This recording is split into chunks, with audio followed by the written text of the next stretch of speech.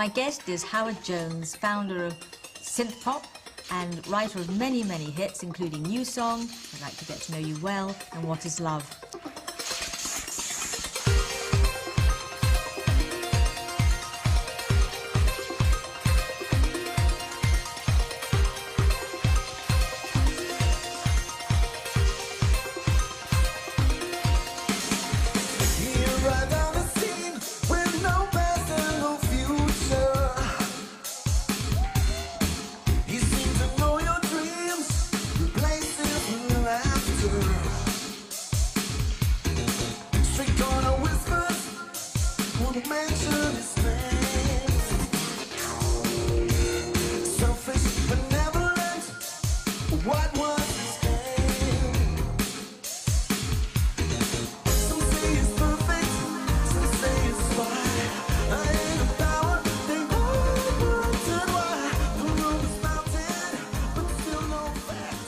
You have a sort of dichotomy in your life, because here you are with this techno music and you're out and we'll be talking about your tour later on, which is coming up. Yeah. But you also then retreat to rural Somerset.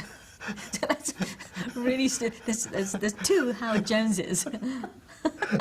Well, yeah, I mean, I did vow that when I moved to Somerset that I would not suddenly just walked in the fields all day. No, I mean, I vowed that I wouldn't do it, and I haven't, you know. I mean, my life is just as frenetic and busy as it was when I lived nearer London. Well, what do you do in Somerset? Well, you know, I've got a studio in the house, I work. But you love animals too. I think we have some things in common. Yeah. Buddhism. Yeah. You love animals. You don't eat them. I don't eat them. No, don't eat them.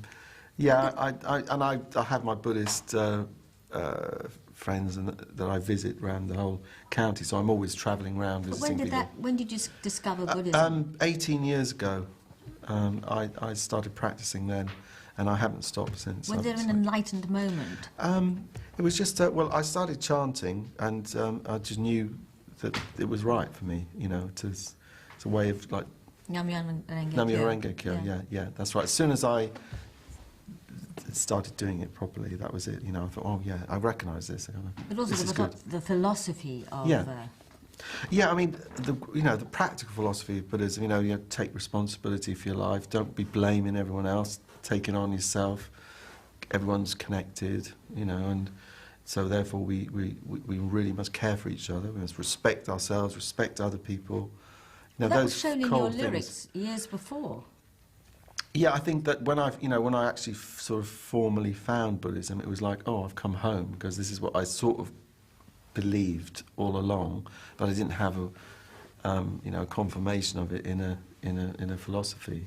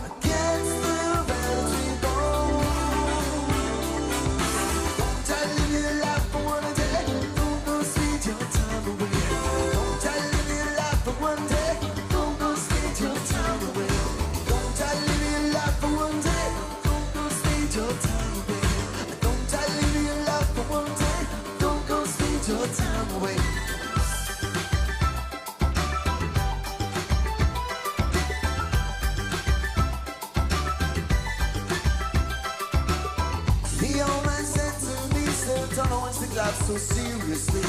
Play the flute and dance and sing. you're a song. I try to enjoy it here right now, but the future won't take care of itself somehow. My grass is never greener over there. It's time to wear away the soul. Gets there ready to go. I tell you my love. Let's come up to date now. You Yes. have a big tour coming up, do you not? I see there's a lovely poster, and you've got a lot of dates. You're in Bristol, and it starts on the 11th of April, is it not? Yes.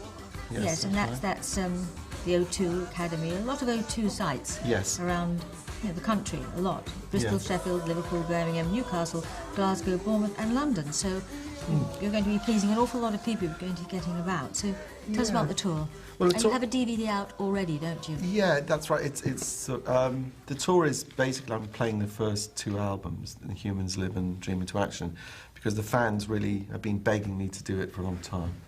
And so it seems like, it's going back, but actually to recreate the songs in their full glory, we've had to come up with a lot of new sort of techniques with the new technology and be able to really deliver them fully. So it's been a great, fun thing to do, and people are really enjoying it. What was the last tour? The last tour, I was in America doing a similar thing, and I'm going to Japan as well shortly to do it. But this year will be the last time I do this, and then I'll be moving on to do other things. Like, what will you be doing? Well, I've got plans to sort of bring together all the things I've learned through live stuff. So I've worked with brass sections and strings, choirs, and that's electronics. obviously helped by your education in music in your early days. I guess so. I mean, I find, yes, I suppose, there is a huge influence from that time.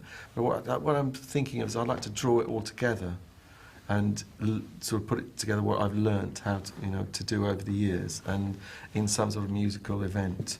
I'm not quite sure yet, but I will come up with it.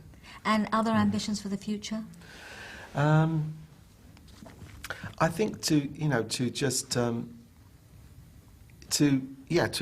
keep writing is actually when there is not so much demand for it. Obviously, when you start out, everyone wants albums all the time. As your career progresses, it's not. But I think it's important if you're an artist, if you're a proper artist, you do write new stuff. To be creative you keep all developing the time. yourself. Yes.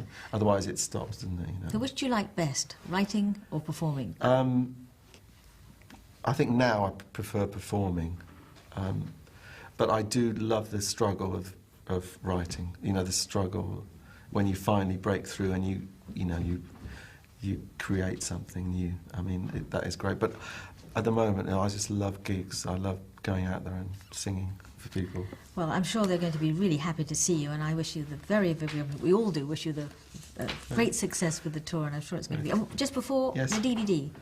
Oh yeah, the DVD. That's we recorded a concert of the first two albums at the Indigo O2, the end of 2010, and so it's a live album. It's a live album, but mixed in 5/1, and lots of interviews with sound check and all that. Lots of sort of behind the scenes stuff, explaining how he did it. A private look at Howard Jones. Yeah, that's right. And what's under the bonnet, how we achieved what we did. Well, I wish you the very, very best of luck. I'm sure it's going to be great. And thank you so much for coming in. Lynsey, thank you so much. Thank you. It's been great. Thank you. I guess I've been waiting for so long.